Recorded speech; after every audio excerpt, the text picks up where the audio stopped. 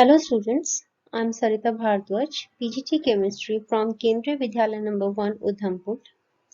Today I am going to discuss interhalogen compounds from p block elements. Before starting with interhalogens, I would like to discuss some basic facts about halogens. You know that halogens belong to group 17 of periodic table and they have valency of 1. It means because halogens have strong tendency to gain one electron, they are highly electronegative. So they combine with electropositive element to form ionic compound. So what will happen if I'll combine two electronegative halogens? Since both of them have strong tendency to gain electron, it means they can't form ionic bond. In that case, they will form covalent bond. So let us see about interhalogens. Interhalogen compounds are formed similar to halogen molecules. If I'll take two halogens, for example, I'll take two fluorine atoms and I'll combine them by forming covalent bond, they will form fluorine molecule. Similar to that, if I'll take two different halogens, suppose I have taken chlorine and fluorine, and both of them will form covalent bond. So in that case, I can say that it results in formation of interhalogen because both the halogens I have taken are different. So I can say that interhalogen compounds are covalent compounds and they are formed when two different halogens react by forming covalent bonds. So what are interhalogens? Interhalogens are covalent compounds which are formed when two different halogens react. And what is the need that they are reacting together? As I have told you that they have valency of 1. They have strong tendency to gain electron to complete their octet. Right? In case of interhalogens, both the halogens are different. It means there is difference in electronegativity which results in formation of interhalogen compounds. So I can say like this that these are formed due to the electronegativity difference among the halogens. Now, how can we classify interhalogen compounds? Interhalogens have the general formula AXN where N is equal to 1, 3, 5 and 7. Or I can say that they have general formula X, X dash. You can represent interhalogens either by AXN or by X, X dash where X is halogen of larger size and X dash is halogen of smaller size. As you can see, if I have taken here AX or I can write here X, X dash. Then example is chlorine fluoride. As I have told you, the first halogen should be of larger size. As you can see, chlorine and smaller, and second halogen should be of smaller size. I can also say that the first halogen will be less electronegative and the second halogen will be more electronegative as compared to the first one. As the ratio between radii of X and X dash increases, the number of atoms per molecule also increases. As you can see here, this is type AX. I have taken example here bromine fluoride, bromine chloride. As you can see, first halogen is more electropositive and X dash is less electronegative. Sorry, first halogen should be less electronegative and second halogen should be more electronegative. Now, in this case, in case of AX3, you can see chlorine trifluoride, right? Bromine trifluoride. These are some example of Second type of interhalogen compound. Next type is AX5. Examples are bromine pentafluoride, chlorine pentafluoride. And last one is AX7 type, in which you can take example of iodine heptafluoride. As I have told you, as the ratio between radii of first halogen and second halogen increases, number of atom per molecule also increases. As you can see here, iodine is larger in size as compared to fluorine. It means the ratio of radius of iodine and that of fluorine, it will be very large. As the ratio of halogens increases, as the ratio of radii of both the halogen increases, the number of atom per molecule also increases. That's why there are 7 fluorine atoms which are surrounding iodine in case of IF7. So these are the classification for interhalogen compounds. Now, preparation of interhalogen compounds. How can we prepare interhalogen compounds? There are two ways to prepare interhalogen compounds. First, halogen molecules react directly to form interhalogen compounds. For example, equal volume of chlorine and fluorine combined at 473 Kelvin to form chlorine monofluoride. First method is that in which both the halogens they can combine directly under suitable condition. Here, in case of chlorine and fluorine, they are combining at 473 Kelvin to form chlorine monofluoride. As I have already told you that chlorine is less electronegative, so I'll take chlorine first. And fluorine is more electronegative, so it will result in formation of chlorine monofluoride. Second method is a halogen molecule react with lower interhalogen to form a new interhalogen compound. I can take a halogen molecule which combined with lower interhalogen to form a new interhalogen compound. Example, fluorine. Fluorine reacts with iodine pentafluoride. Here you can see iodine pentafluoride is interhalogen and fluorine is simple halogen molecule. So fluorine reacts with interhalogen iodine pentafluoride at 543 Kelvin to form iodine heptafluoride. It means it will result in formation of iodine heptafluoride. In first case, I have combined directly two halogens. In second case, I have combined one halogen with another interhalogen to form a new interhalogen compound. So let us see the preparation of interhalogen compounds in detail. See, this is first method how we can prepare interhalogen compound directly by combining two different halogens. The product form depends on some specific conditions. For example, as you can see, if I take chlorine and fluorine molecule in equal volume, I have taken equal volume of chlorine and fluorine molecule and heated both of them at 437 Kelvin, it will result in formation of chlorine monofluoride. Right? Now see, in second case, I have taken iodine and I have taken chlorine in excess. See, in first case, I have taken equal volume. If I have taken equal volume in second case, it would have resulted in formation of ICl. If I would have taken equal volume, then it would have resulted in formation of ICl. But in this case, I have not taken equal volume. I have taken chlorine in excess. It means depending upon condition, it will result in formation of iodine trichloride. Because chlorine was in excess, so number of chlorine atom will be more.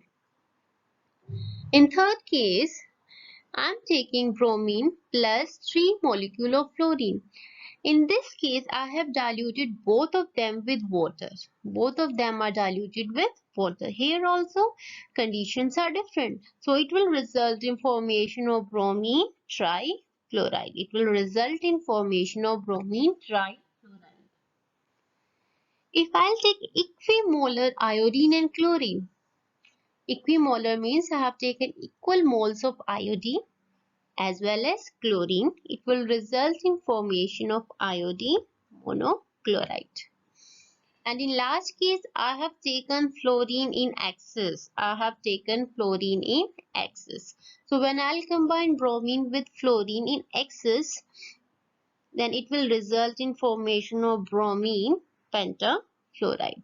So this is preparation of interhalogens by direct combining both the halogens. Now, let us move to the properties of interhalogens. What are the properties of interhalogen compounds? As I have told you, interhalogens are covalent molecules. They are formed by sharing their one electron. So they are covalent molecule. Because they have one unpaired electron before combining, and after formation of interhalogen compound, no unpaired electron is left. It means uh, interhalogen compounds have paired electrons, so these are diamagnetic in nature. Next, they are volatile solids or liquid except chlorine fluoride, which is a gas. Interhalogen compounds are generally they are volatile solid or they are volatile liquid except one, that is chlorine fluoride, which is gas. As you can see, chlorine fluoride is a gas, so it is an exception. Next is the physical properties of interhalogens are intermediate between those of constituent halogen. What does it mean? It means if I have taken chlorine fluoride, then its property will be intermediate between that of chlorine and fluorine. As you can see that interhalogen compounds are more reactive than halogens except fluorine. What does it mean? See, this is very important point and you should know that interhalogens are highly reactive as compared to halogens. As you know, interhalogens consist of two different halogens. It means there will be difference in the size of two halogens as compared to normal halogens which have two halogens of same size. It means in case of halogen molecule, two halogens have same size, the bond will be strong. But in case of interhalogens, the bond will be weak because the size of two combining atoms are quite different. So I can say that XX bond in interhalogen is weaker than XX bond in halogens except fluorine-fluorine bond. Why fluorine is exception here? As you know, because of smaller size of fluorine, there is more lone pair repulsion which results in weakening of fluorine-fluorine bond. This you have already studied in 11th class.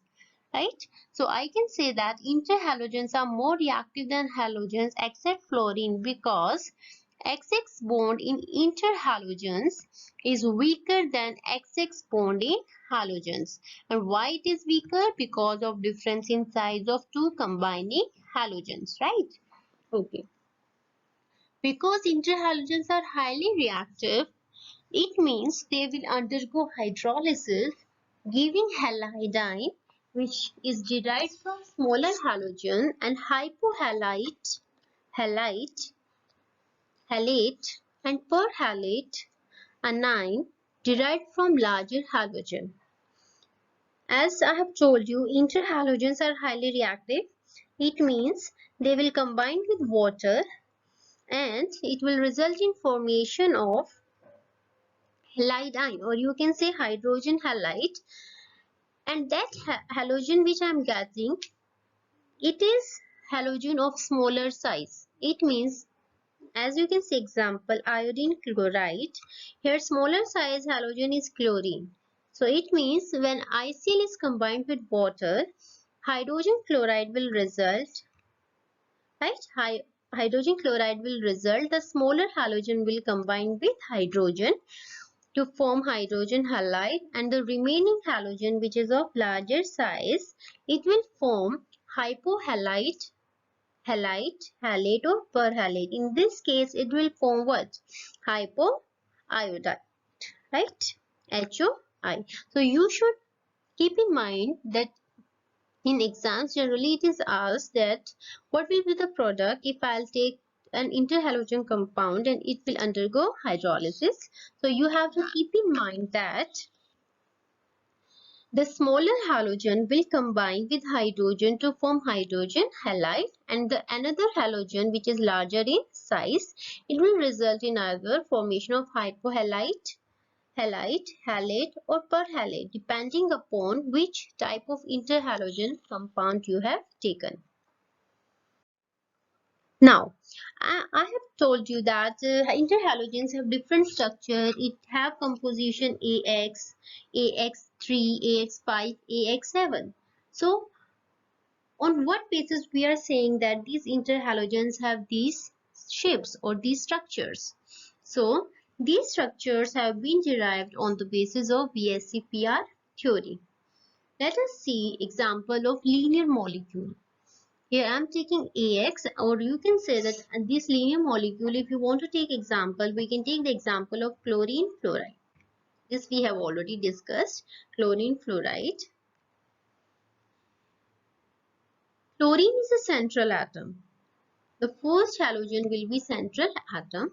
If I'll take ground state configuration of chlorine, it will result in 3s2, 3p5. It will result in configuration 3s2. I am writing valence shell configuration. It will result in 3s2 and 3p5. It means 3s orbital will have 2 electrons and 3p orbital will have 5 electrons.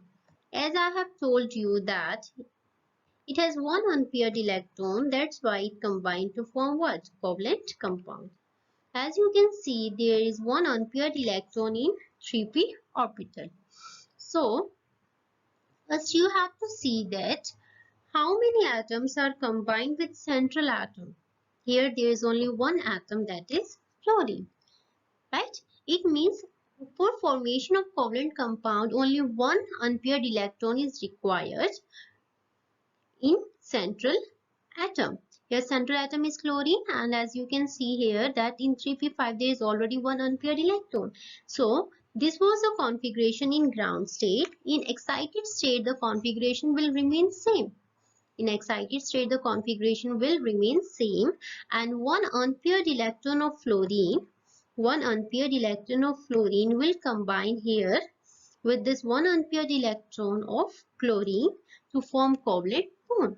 So it will result in formation of sp3 hybrid orbital, one 3s orbital and 3p orbital. They will combine together to form hybrid orbital. It was central atom chlorine has sp3 hybrid orbital in which there was one pure p orbital which has one unpaired electron, and one unpaired electron of fluorine combined with one unpaired electron of chlorine to form covalent bond. So it will result in formation of sp3 hybridized structure of chlorine fluoride. So it will result in formation of linear molecule. Next is structure of chlorine trifluoride. Structure of chlorine trifluoride. It will have bipyramidal structure. How? See, if I'll take example of chlorine trifluoride, here central atom is chlorine. As I have told you that the valence shell electronic configuration of chlorine was 3s and 3p5. There was unpaired electron, one unpaired electron in 3p orbital. It was in ground state. Now see how many atoms are surrounding chlorine. There are 3 fluorine atoms. It means there must be 3 unpaired electrons to combine with fluorine molecule to form covalent bond. So in excited state, one atom In excited state, one electron from 3p orbital will excite to ground state. One electron from 3p orbital will excite to higher 3d orbital. Here you can see atom in excited state. Here one electron from this orbital has shifted to 3d orbital. Now there are three unpaired electrons. As you can see, there are three unpaired electrons, 1, 2 and 3. So these three unpaired electrons will combine with three unpaired electrons of fluorine. You can see with dotted inverted symbol. This dotted inverted symbol, these are electron of fluorine atom. So three fluorine atoms have combined with three unpaired electrons present in sp3d3 hybrid orbital of chlorine to form covalent molecule. So because it has hybridization sp3d, it will result in formation of bipyramidal structure. So chlorine trifluoride or any halogen of type X, X-3 or AX3 will have bipyramidal structure. Now let us see the structure of iodine pentafluoride. It will have square pyramidal structure. How? See, here central atom is iodine. So iodine will have valence shell configuration 5s2, 5s2 and there will be 5 electron in 5p orbital. There is one unpaired electron, right? And how many fluorine are surrounding iodine? There are 5 fluorine which are surrounding iodine. It means there should be 5 unpaired electron. So electron from this and this orbital will get excited to higher energy state, that is 5d orbital. So one electron from here and one electron from here, it will move there to higher orbital of higher energy. So it will result in formation of 5 unpaired electron. As you can see, there are 5 unpaired electron.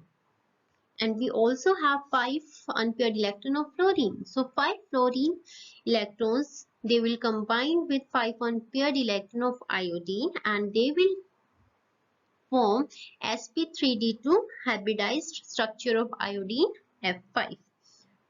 I can say that iodine is sp3d2 hybridized, in which 5 fluorine atoms have formed covalent bond with 5 unpaired electron of iodine. So it will result in square pyramidal geometry. As you can see, there is one unpaired. As you can see, there is one lone pair. So there is one lone pair in octahedral geometry at axial position. It means it will result in formation of square pyramidal geometry. The last is iodine heptafluoride. As I have told you, iodine has 5 unpaired electron in 5p orbital. So 5p orbital was in ground state. In excited state, these 5p electrons have already moved here. These 3 electrons I have taken from 1. Earlier it was in 5s. This was in 5p. And this was also in 5p. I have shifted one electron from here. Now there are, and it was already unpaired, so it will result in 7 unpaired electron. Since there are 7 fluorine atoms, they will combine with this 7 unpaired electron of iodine and it will result in sp3d3 hybridization of iodine. As you can see here, its structure will be pentagonal bipyramidal. 5 fluorine atoms will be in pentagonal plane and 2 fluorine atoms, one above the plane and one below the plane. So it will result in formation of pentagonal bipyramidal. Now at the last, what are the uses of interhalogen? What are the uses of interhalogen compounds and where they are used? So interhalogen compounds can be used as non-aqueous solvent. It is first used that it can be used as non-aqueous solvent. Non-aqueous means which does not include water. That is non-aqueous solvent, right? For example, sulfuric acid, sulfur dioxide, right? So in liquid form, these are non-aqueous solvents. After that, second use is most important use of interhalogen is interhalogen compounds are very useful fluorinating agent. What does it mean? Fluorinating agent means they are used to fluorinate any compound. Fluorinate means to add fluorine atom in that compound. For example, there is iodine chlorine, iodine chloride, and I have taken some another fluorine, and it will result in formation of iodine fluoride, right? And that iodine fluoride can be combined with some another compound, and that fluorine of iodine fluoride can be added to the compound I have taken already. Now, most important use of interhalogen is chlorine trifluoride and bromine trifluoride. These are used for the production of uranium hexafluoride in the enrichment of uranium-235. See, this is very important use of interhalogen compound, that chlorine trifluoride and bromine trifluoride are used for the production of uranium hexafluoride in the enrichment of uranium-235. For the enrichment of uranium ore, that is uranium-235, these two interhalogens are used. As you can see, uranium, for enrichment of uranium, uranium is combined with chlorine trifluoride. It will result in formation of uranium hexafluoride plus 3 moles of chlorine fluoride. These were interhalogen compounds, and I hope you would have understand whatever I have told you. So thank you so much.